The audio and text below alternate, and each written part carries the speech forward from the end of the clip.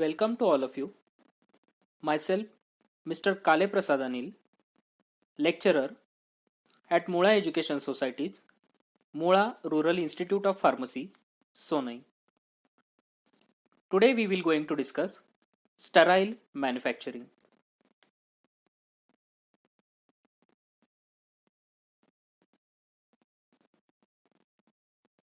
Content of this chapter are formulations, additives in parenterals, production facilities, layout of sterile product area, cleaning containers and equipments.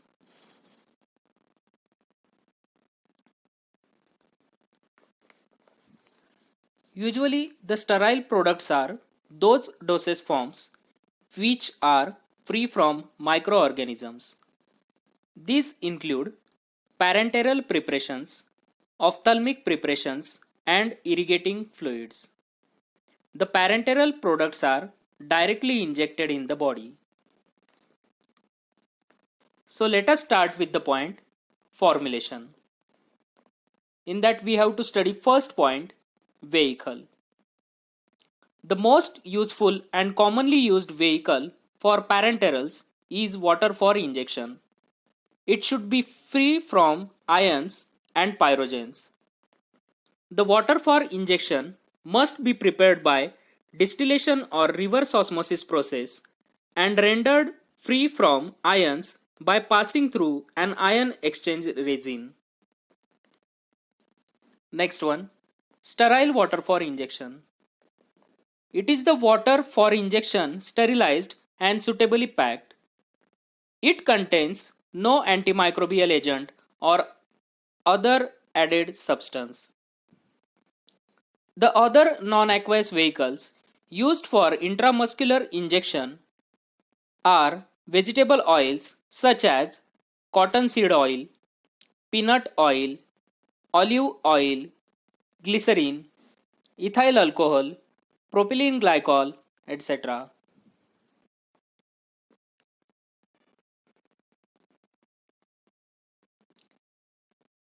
Then we have to study additives in parenterals.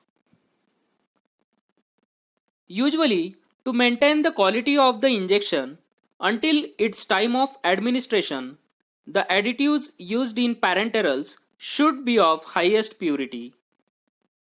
The following additives are used in the parenterals. In that first one, to adjust the tonicity. Some injections are required to be isotonic with blood or other body fluids. The tonicity of the solution is adjusted by using the substances like sodium chloride or borax or other substances which must be compatible with other ingredients of the preparation. Various methods are used to estimate the amount of adjusting substances required to render a particular solution isotonic with plasma. Examples for the same: freezing point depression or sodium chloride equivalents. Then second additives, antioxidants. Usually antioxidants are used to prevent the oxidative degradation of the parenteral products. The following substances are used as antioxidant for aqueous injections.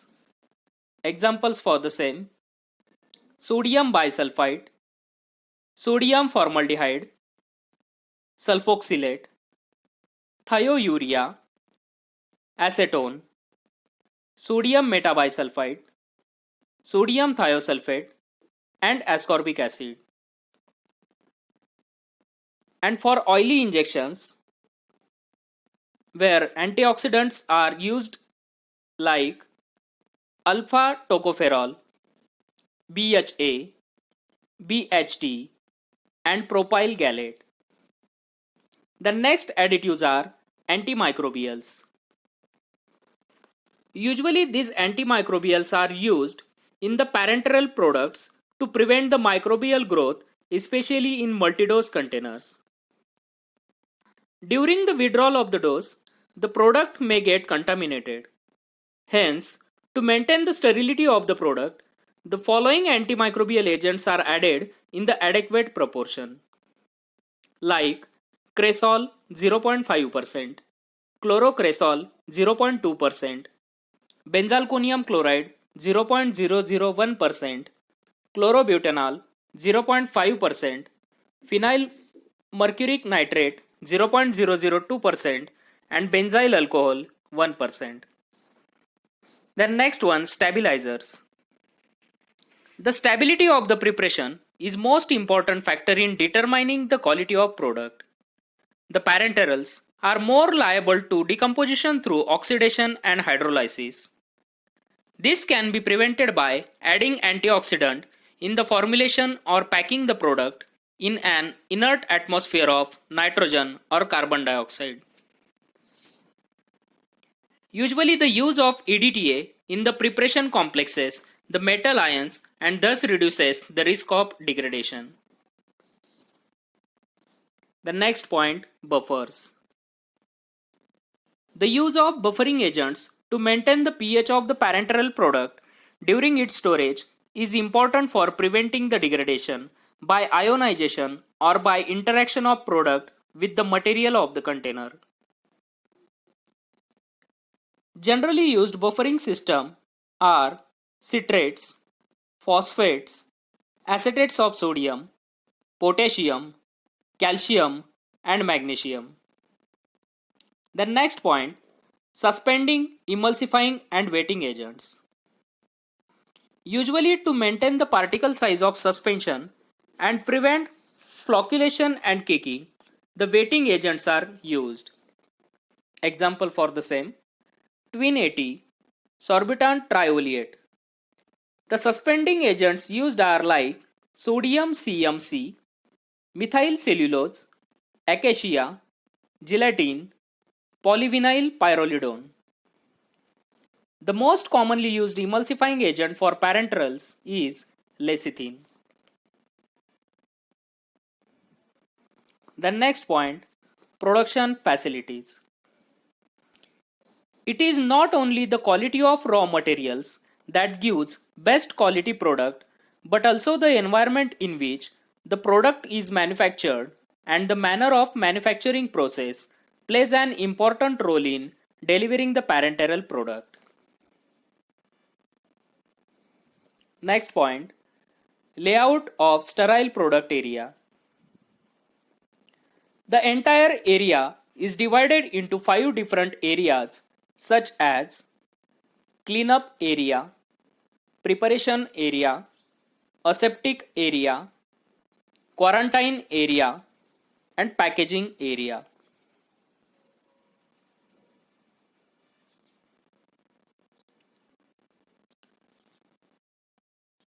This is nothing but the flow diagram showing arrangement of different areas. So we will see one by one. First area, cleanup area. This area should withstand the effect of moisture, steam, and detergents. The ceiling, floor, and walls of this area should be constructed such that moisture will run off. For this purpose, use of vinyl or epoxy sealing coat for finishing avoids the holes in these surfaces. The area should be washed at regular intervals and properly exhausted. This area must be cleanable and precautions must be taken to prevent the growth of microorganisms and collection of dust. Then second one, preparation area. It is also called as compounding area since the formula is compounded here. Although this area is not necessarily aseptic, a strict control over it than cleanup area is required. The means should be provided to control dust. The ceilings, walls, and floor should be constructed similar to cleanup area. The cabinets and counters should be of stainless steel and this should be fitted in such a way that these should not catch dust. The next one, aseptic area. This area must be sealed so that it may be washed and sanitized with disinfectant. All electricity, ventilation, and utility service fittings should be in the walls or ceiling to eliminate joints for the accumulation of dust and dirt. The mechanical equipment to be placed in this area should be kept within stainless steel cabinet. Personnel should enter this area only through an airlock. The personnel must use sterile dresses, masks, caps, and foot covers. There should be minimum movement in this area and the movement should be restricted during the filling hours. The air in the aseptic area should be free from fibers, dust, and microbes. This can be achieved by use of high efficiency particulate air. Usually we called it as a HEPA filters. The HEPA filters are used in laminar airflow in which the air flows either horizontally or vertically along parallel lines. The velocity of 100 feet per minute is the minimum effective air velocity. Then next one, personnel. The personnel selected for work in the preparation of parenteral product must be neat, orderly, and reliable. They should be in good health and free from dermatological conditions. They must understand the unique requirements of aseptic procedures. They must receive instruction in the principles of aseptic processes. The uniform should be freshly laundered each day and sterile. The uniform consists of coveralls for both men and women, hoods for completely covering the hair, face masks, and plastic boots. Sterile rubber gloves are required for most aseptic operations. Goggles may be required for complete coverage of all skin areas. The uniform is designed to give the protection in both ways, that is, to product as well as to the personnel.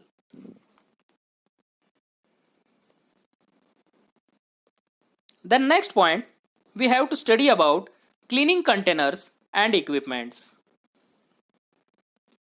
Containers and equipments coming in contact with the parenteral preparation must be cleaned well. Variety of machines are available for cleaning containers from single jet tube to automatic washer. So let us see one by one. In that first point, treatment cycle.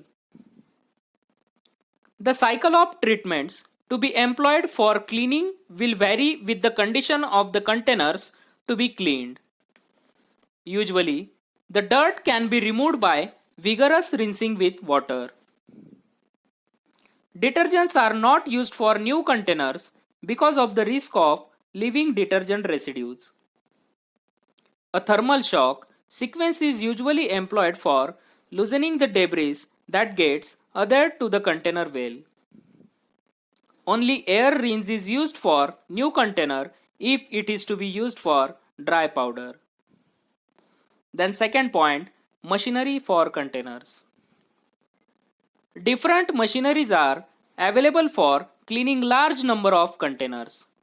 In one type, the jet tubes are arranged on arms like the spokes of a wheel, which rotate around a center post through which the treatments are introduced. An operator places the unclean containers on the jet tubes as they pass the loading point and removes the clean containers as they complete one rotation. Here are also a disadvantage. The disadvantage of this machine is that it requires the individual handling of each container for loading and unloading.